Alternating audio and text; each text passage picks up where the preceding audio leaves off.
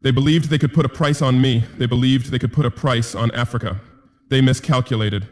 A few weeks ago, I received a message that shook me, not because of fear, but because of the arrogance it carried.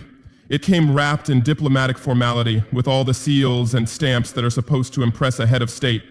But when I opened it and read the contents, my blood boiled. This was not an offer of friendship. It was not aid. It was an attempt to buy my silence, to buy my loyalty, to buy the dignity of my people. The letter was a proposal worth more than our entire national budget. Billions of dollars, disguised as development assistance, but in truth, nothing more than a bribe. The intention was clear. They wanted me to stop condemning their policies. They wanted me to soften my voice when I spoke about the suffering of the oppressed. They wanted me to become their salesman inside the African Union, to convince other leaders that we should look away while they crush another people. They wanted me to shield their corporations operating across Africa from scrutiny, to protect their networks of exploitation, to guarantee that their wealth extraction machine continued running without disturbance. And for that, they dangled more billions, thinking that money alone could erase our principles. I read that proposal once, then again. Each time my eyes passed over those lines, the fire inside me burned hotter. With every repetition, it was as if they were spitting in the face of our history, mocking the blood that has been spilled for our freedom, mocking the sacrifices of those who came before us. They imagined they could reduce everything we have fought for into numbers typed on a piece of paper. They imagined they could measure our dignity in dollars and weigh our sovereignty against their bank accounts. What arrogance, what blindness. In their minds, I was just another man who stumbled into power, hungry for riches, desperate for recognition, ready to bow as long as the price was right. They thought I came here to wear the uniform, to sit in this chair, not to serve, but to deal in shadows. They thought I wanted the trappings of authority, not the responsibility of leadership. They thought I was like those before me, willing to trade the soul of a nation for a mansion, for a foreign bank account, for an invitation to dine with the very powers who exploit us. They thought I could be molded into a puppet, strings tied not to my people, but to foreign hands. A puppet, decorated with medals, praised in speeches, photographed in banquets, but hollow inside. Hollow because the spirit of independence would be gone. That is how they see us, men who fight, who rise, only to be tamed, dressed, and displayed. But they were wrong. They misjudged me. They misjudged the spirit of this revolution. I did not risk my life to sit comfortably while my people remained chained. I did not rise against corruption only to become its heir. I did not put my name in history's fire only to turn into the same ash as those who betrayed us before. I did not bury brothers. I did not look mothers in the eyes after their sons fell. I did not promise children that their future would be different, only to betray those words when the ink of a bribe stained my fingers. I am not that man. I will never be that man. I am a soldier. And what is a soldier? A soldier is someone who swears loyalty not to comfort, but to duty. A soldier is someone who carries scars, not as decorations, but as reminders. A soldier is someone who stands on the line between life and death, not for his own gain, but for the mission he serves. And my mission is clear, unshakable, carved into the very soil of Africa, the mission of liberation, the mission of sovereignty, the mission of dignity restored. A soldier does not abandon his mission for coins. A soldier does not trade the blood of martyrs for banknotes. A soldier does not bend his knee to those who would enslave his people. A soldier knows that his life is temporary, but his duty is eternal. And my duty, the duty I accepted the moment I stood with my people, is to guard Africa's right to stand tall, free from chains, free from humiliation, free from the endless cycle of exploitation.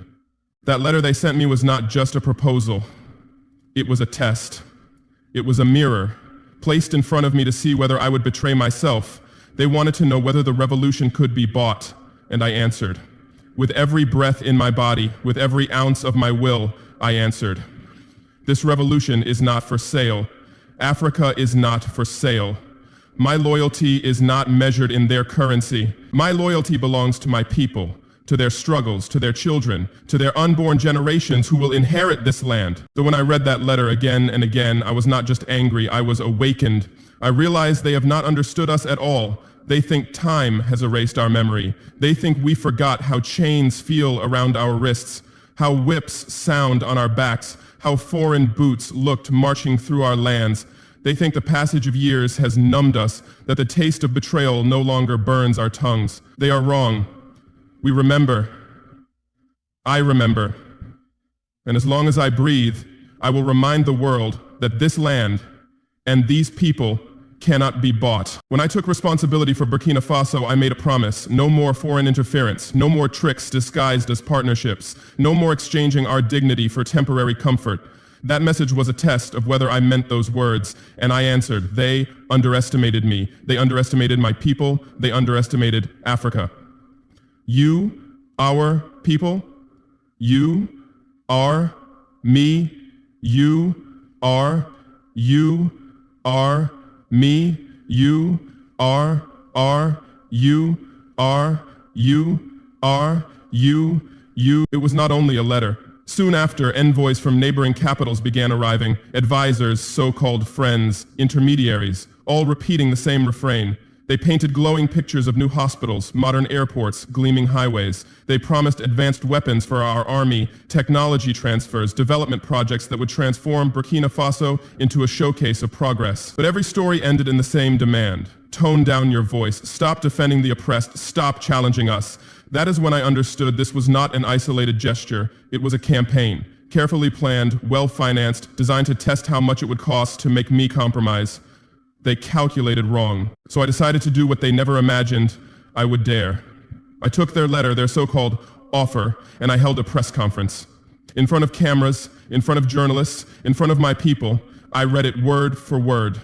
Every figure, every promise, every desperate attempt to keep Africa silent, I held it up and showed the world.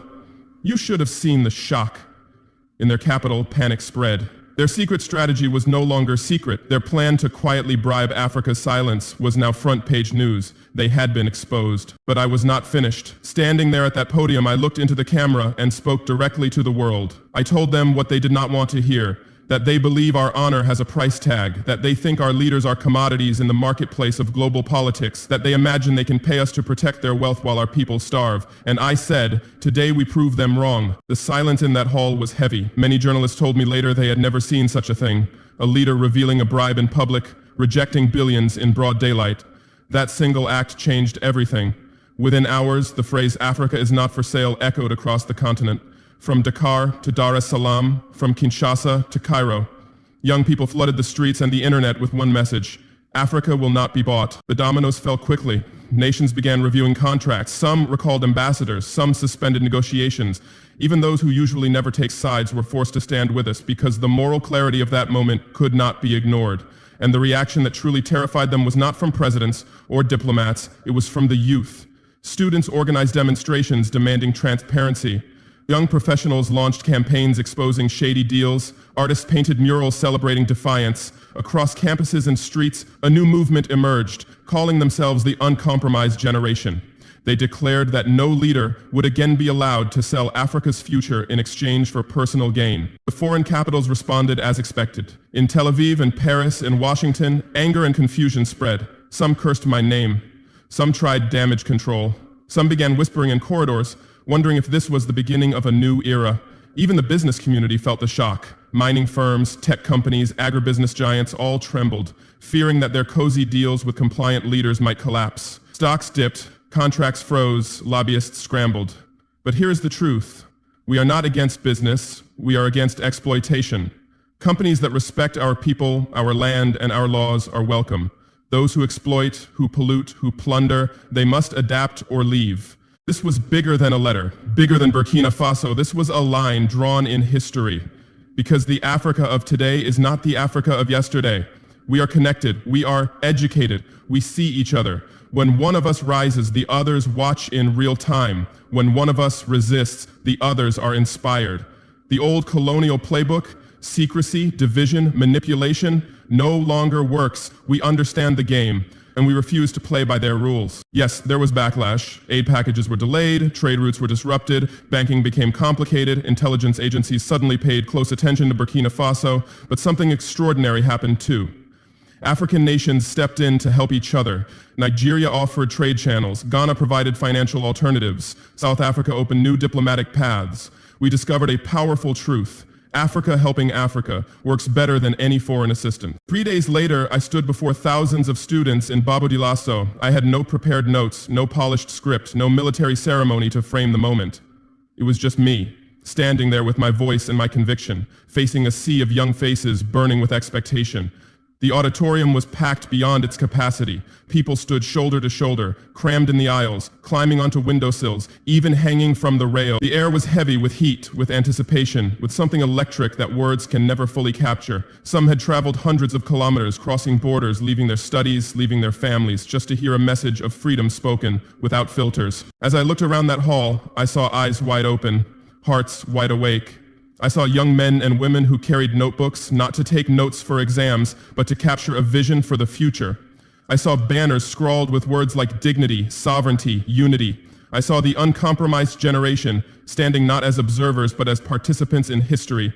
They were not waiting for me to perform, they were demanding truth. They were ready to receive something real, something unpolished, something that could fuel their determination. I began by telling them the story that had been told to generations before us, that Africans must remain silent in the face of injustice, that we must bow our heads while others step on our necks, that we should be grateful for scraps thrown from foreign tables, that we should say thank you when we are ignored, and clap when they exploit our resources as if they are doing us a favor. I reminded them how our leaders were conditioned to obey foreign masters, to fear confrontation, to measure progress by how much applause they received in foreign capitals. But then I stopped, and I looked them in the eye.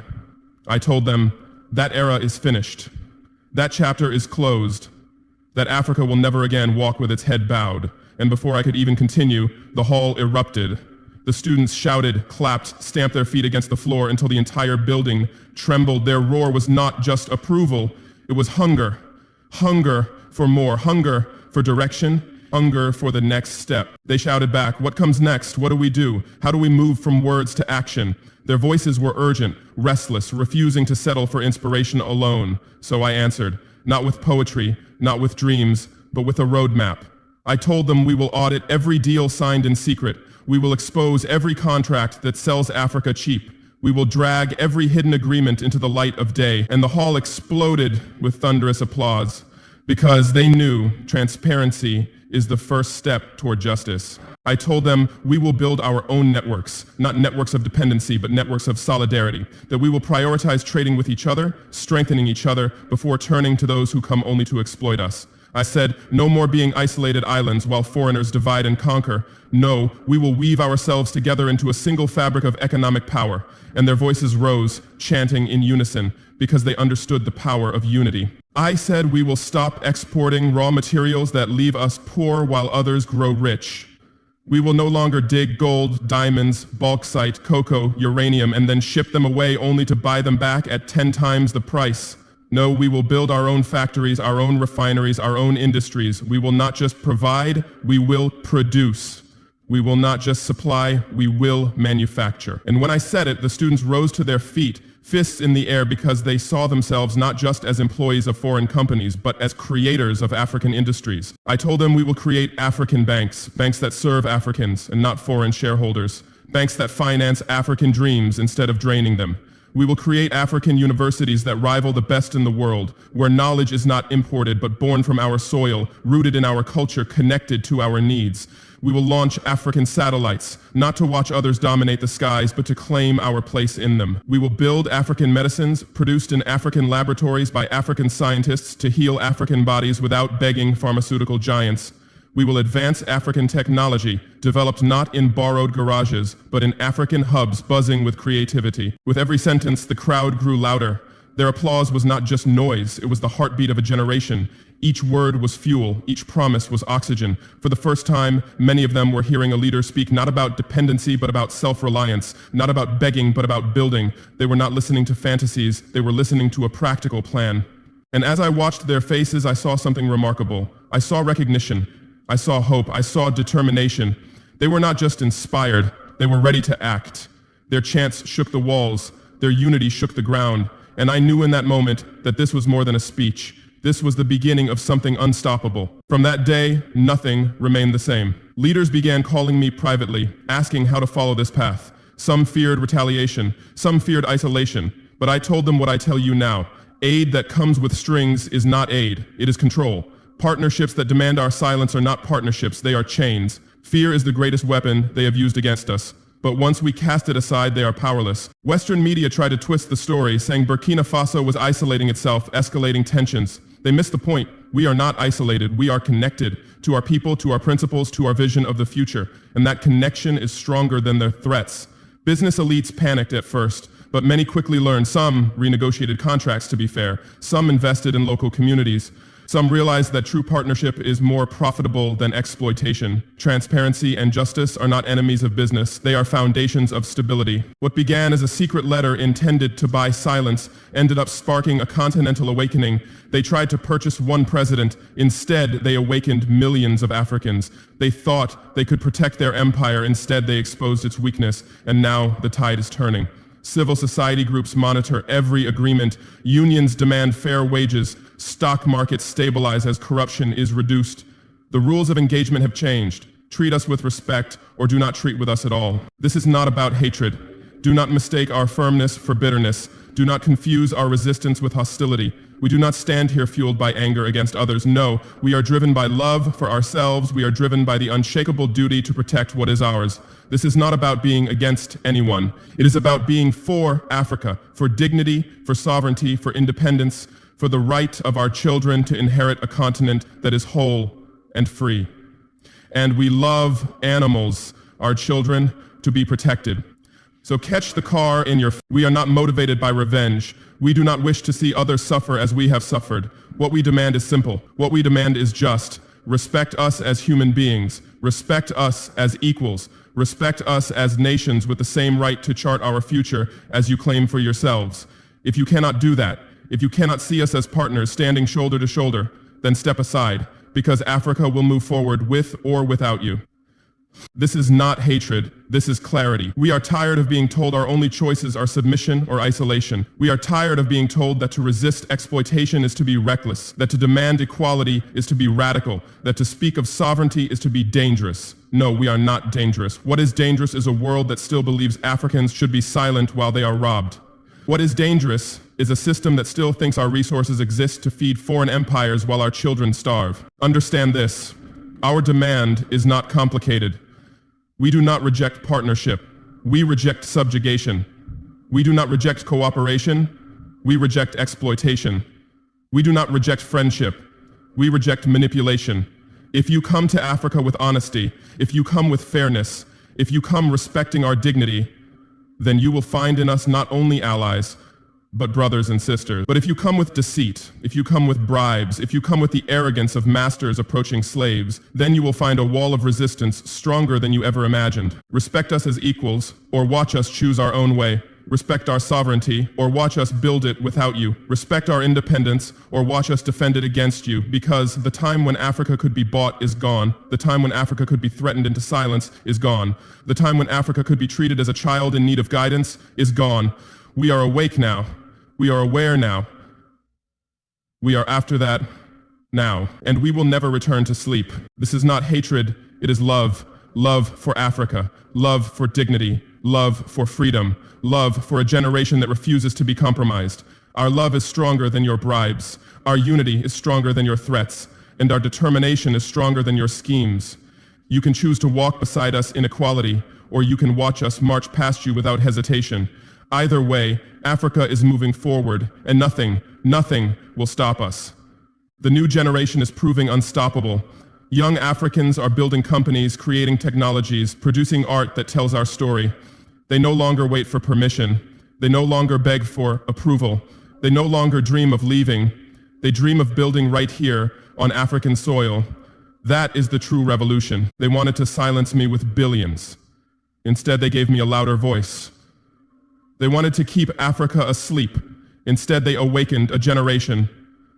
They wanted to buy loyalty. Instead, they bought resistance. They made a mistake, and we turned it into our victory. This struggle is not ending. It is only beginning. Every day, more voices rise. Every day, more chains break. Every day, Africa steps closer to the destiny we deserve. They thought Africa could be bought, but we are not for sale. Never were, never will be.